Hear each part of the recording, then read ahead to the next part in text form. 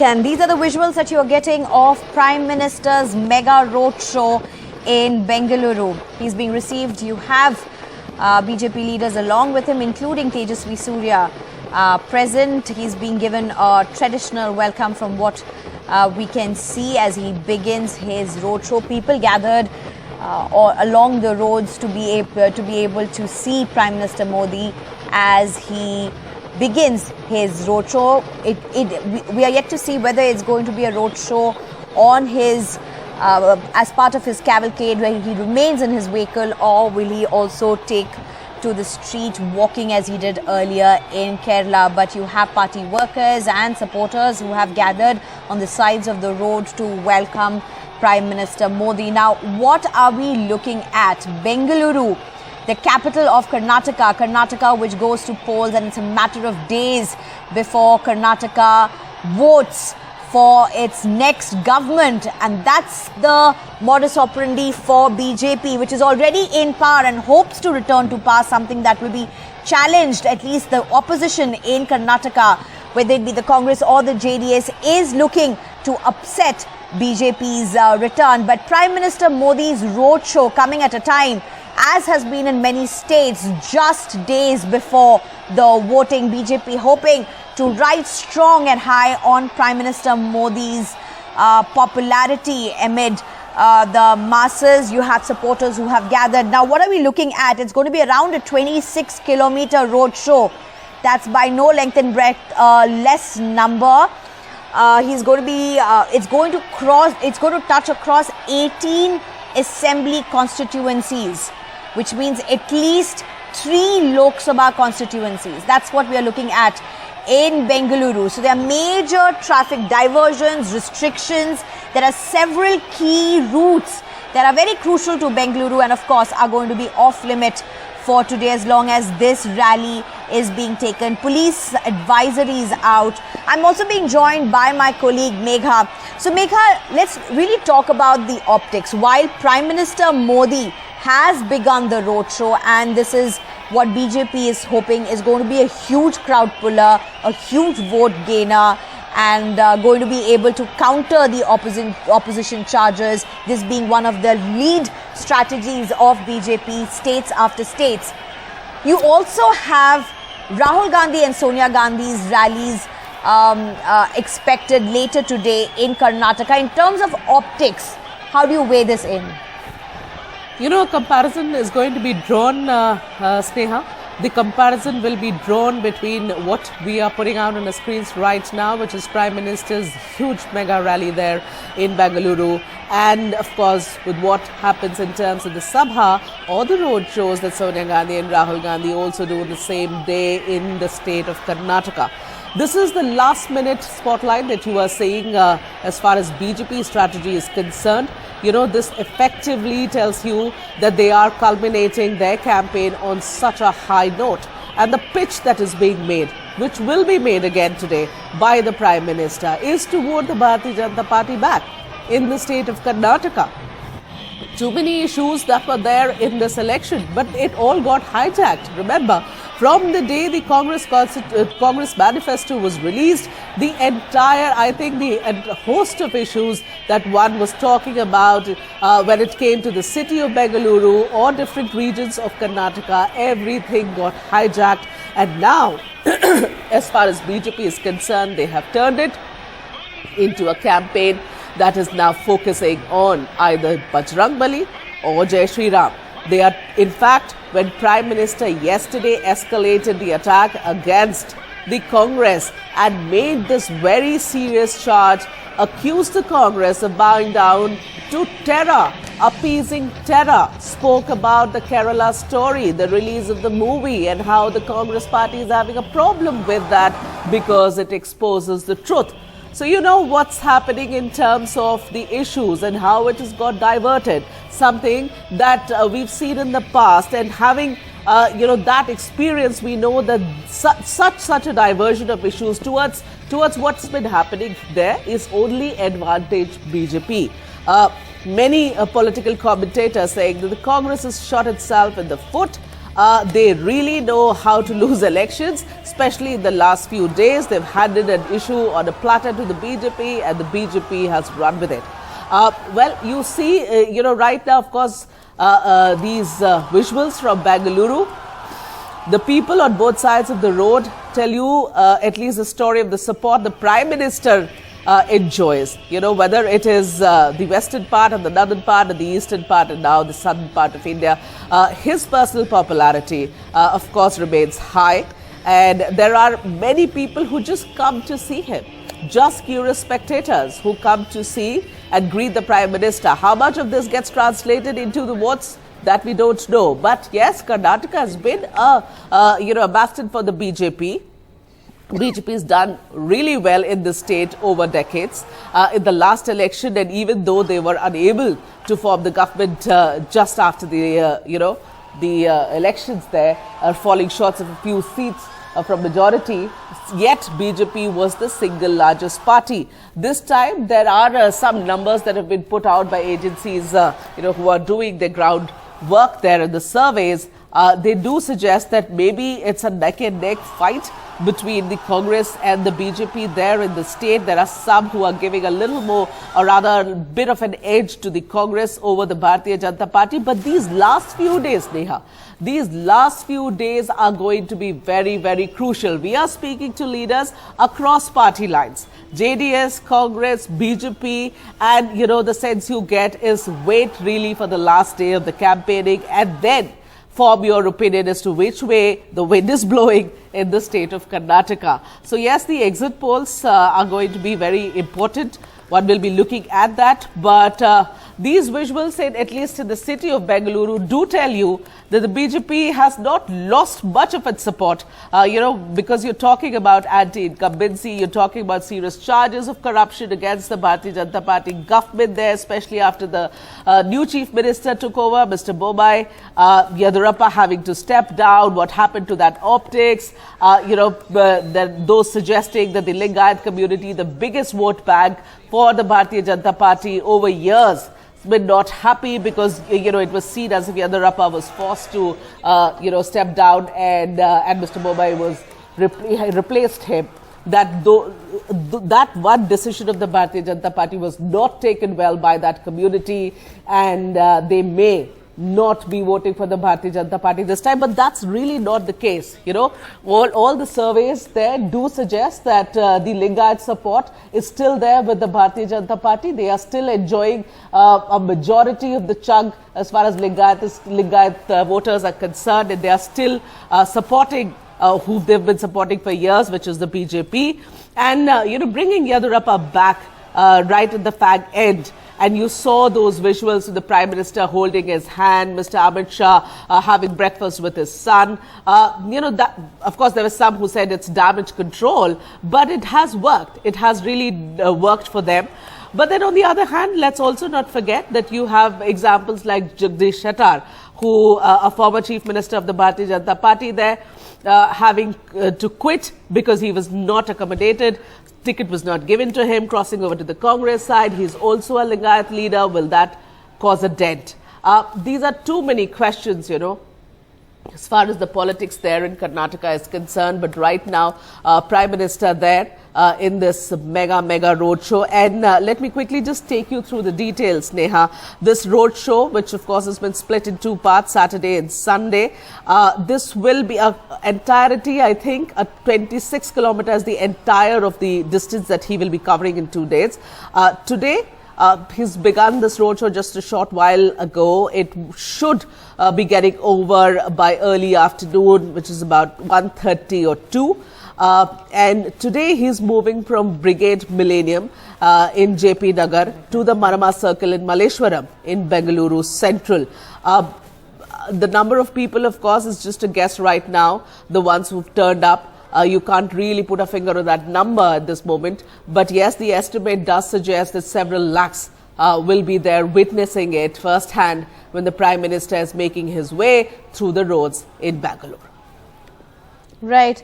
In fact, it's going to be also interesting, Megha, to see the manner in which a very urban Bengaluru would look into all of this. Bengaluru has also been capital city which has struggled with its infrastructure issues, and you have Prime Minister Modi give out the details of what BJP has delivered, promises.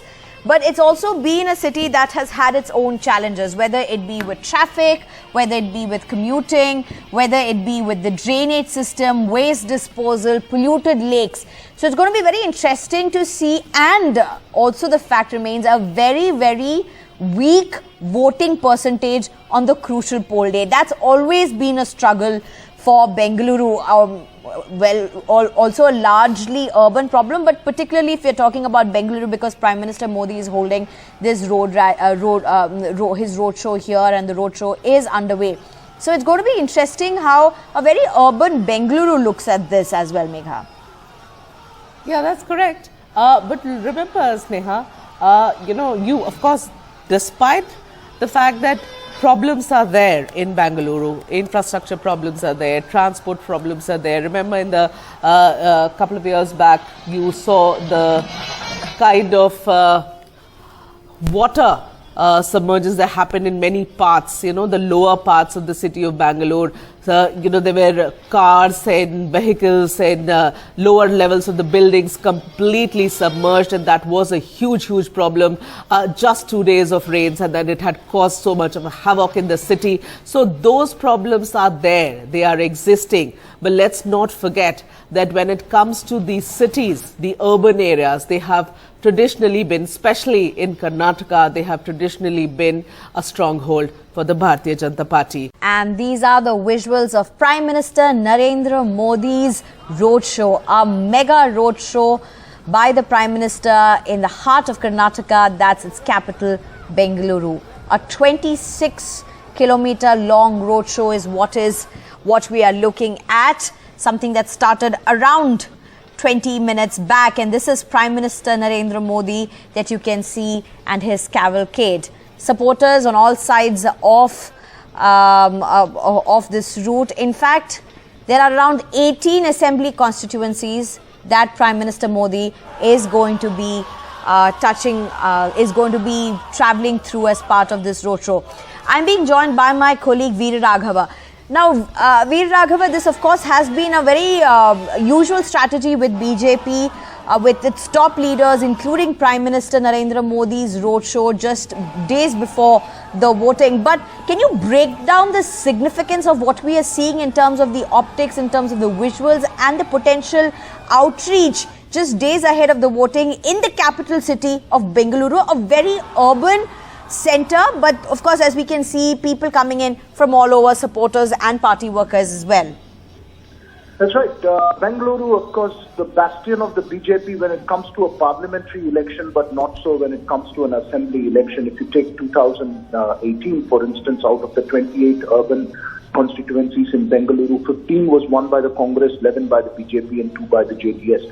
Later, of course, 4 MLAs from Congress and JDS shifted over to the BJP to sign their seats. So that changed the numbers to 15 for the BJP, 13 for the Congress, 12 for the Congress and 1 for the JDS. But really, Bengaluru has that. But when it comes to a parliamentary election, it's always been a sweep in all these 3 parliamentary constituencies in Bengaluru.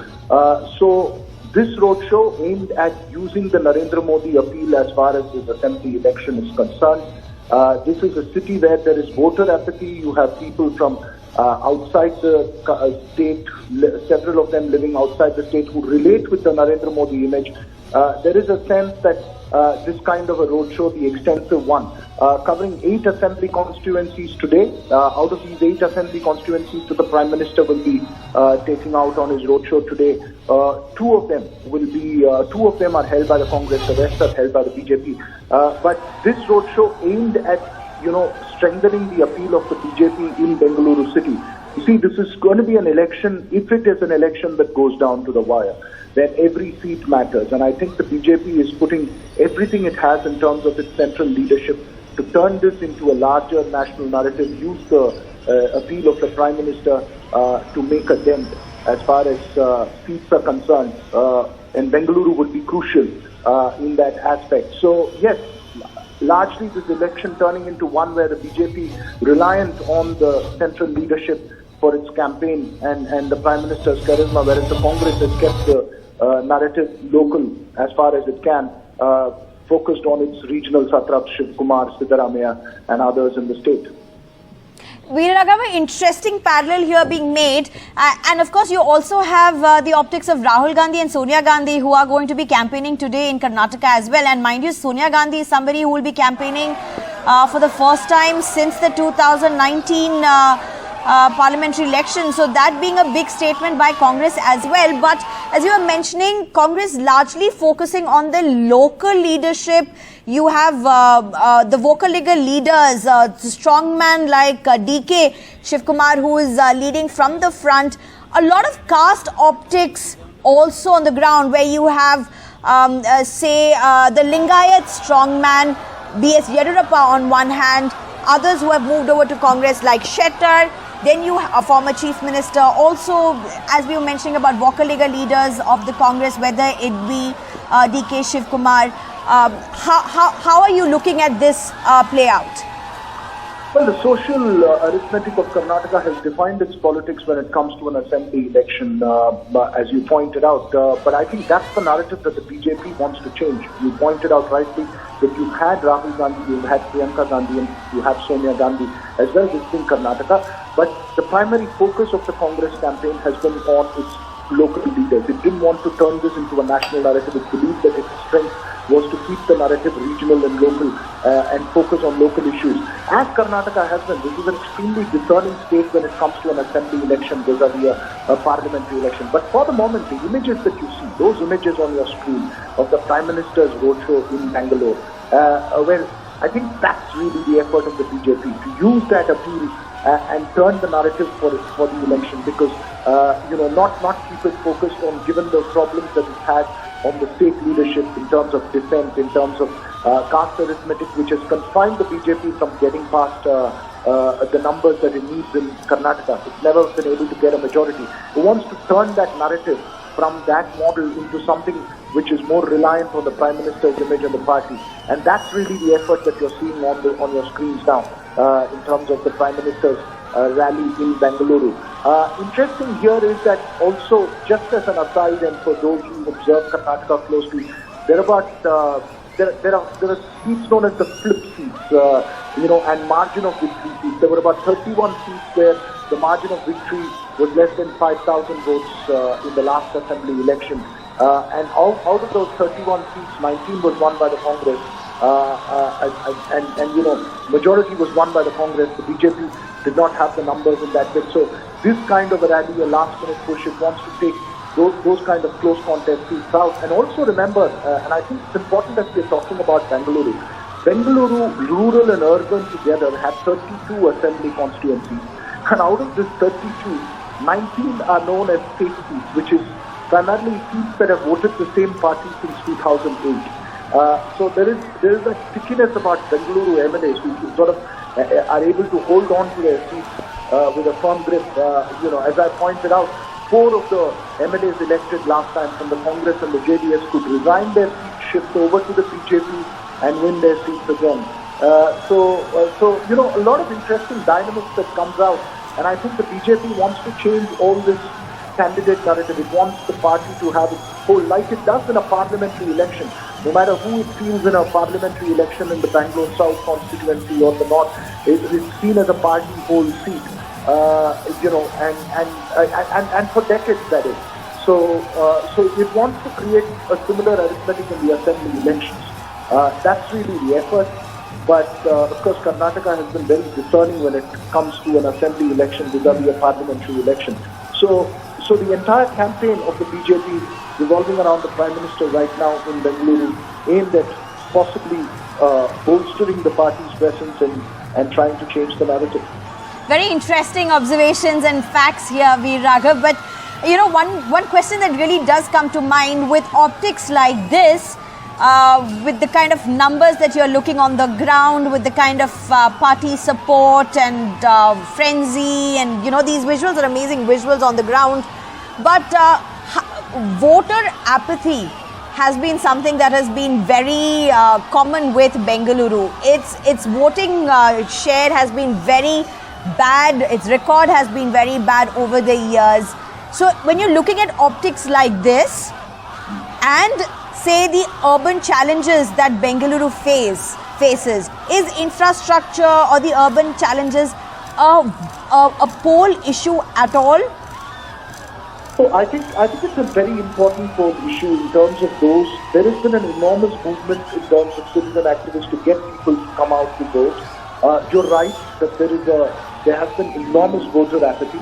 For instance, if you take Bengaluru urban constituencies, your voting percentage is less than, just close to 50%, less than 50% when it comes to the 2019 parliamentary election. Just step a little away to Bengaluru rural areas and the voting percentage goes up to 60% up plus. So that voter apathy has been a matter of concern. And as the Election Commission pointed out at the start when it announced the elections, the other is the number of first-time voters who come in, and they're getting those first-time voters to come in to the polling booths to cast their ballot. Issues of infrastructure, extremely crucial. Issues of infrastructure have been something that's been highlighted across resident groups. Whether that becomes the core issues on the basis of which people vote in these elections, whether that level of as I pointed out, there are safeties. For instance, MLAs who constantly get re-elected despite infrastructure issues that exist down there. Is that really going to be the issue? For instance, local level anti-incumbency that people are going to come out and vote for.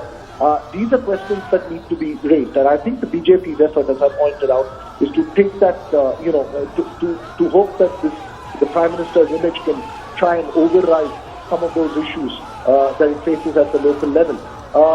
There is a lot of campaign that's going on at the grassroots in terms of citizens as well as citizen activists to try and get more people to vote. There is a sense of disconnect that has been discussed between the urban rich, the Silicon Valley inspired, globetrotting tech population vis-a-vis the grassroots realities of the city. So yes, those issues are part of the discourse, but how impactful they will be in terms of voting pattern, one needs to see as we head into the 10th of May. Right. Thank you very much, Veer Raghav, for joining us with those details. The visuals that you see on your screen is that of the Prime Minister's mega road rally, which is supposed to last till 12:30, 1:30 today. And these are the visuals from Prime Minister Narendra Modi's roadshow, which originally was supposed to be happening only today, but then got split into 2 days. That's today as well as tomorrow. Bulk of it today, and there will be a section of it tomorrow as well. Prime Minister Narendra Modi's roadshow is expected to cross over at least 18 assembly constituencies. Very interesting voting patterns also in these assembly constituencies. Now, I'm also being joined by my colleague Megha Prasad. Megha, so the NEET examinations being one of the reasons, or perhaps the major reason why Prime Minister's mega roadshow is now split into 2 days. Yes, Neha. In fact, NEET, I'll come to the NEET issue a little later, but it's the general inconvenience also that the party thought it was not right for them. PM being on the road for about 8 hours, that was the earlier plan. 8 long hours in the city of Bengaluru in just one day was the initial plan, the original plan, and then they decided on splitting it, the rally, in 2 different parts, and that is why today the major chunk of it would happen, and then tomorrow till about 11:30 is what the Prime Minister has instructed the party to finish, to ensure that his roadshow gets over by 11:30, because the NEET examination, which I guess begins by 2:30 in the afternoon tomorrow, at least the students do not get inconvenienced. So this was the earlier plan was over the weekend. Only on the Saturday he would do this entire 26-kilometer long stretch, and it would get over just today. But then that they haven't been able to. And Bangalore, of course, like Prime Minister himself talked about it, and just before embarking on this road show, he's put out this whole series of tweets where he's talked about the problems of the infrastructure and how his party has promised to deliver and ensure that the lives of the people when it comes to the transport of the city of Bengaluru and the general infrastructure there in the city gets better, and they would work towards it and ensuring that the people there who make this daily commute have perhaps a smooth ride than what they have been able to have now at this moment, because roads are a problem. The transport infrastructure is a huge problem there. The traffic is the biggest problem in the city of Bengaluru, and the citizens would identify with what I'm saying. Traffic indeed, and even over the weekends. I've spent months staying in Bengaluru, and I can tell you, Sneha, from my own experience that for a stretch of about 10 kilometers in the city, you are literally spending about 2 hours and more over a weekend when the traffic is too heavy on the road. So the BJP has been in power there. They are, of course, looking to come back, and they do have, these plans which is already with them. The blueprint is there with them. The execution in many areas has already begun. They want to ease the traffic problem in the city of Bengaluru, and the traffic, honestly, when it comes to this city in southern India, is the biggest problem that the citizens there are facing. We will, of course, take you through the other small, changes that the Prime Minister's team has made to ensure that the people do not get inconvenienced there in the city. But we'll get you all those details after this very quick break.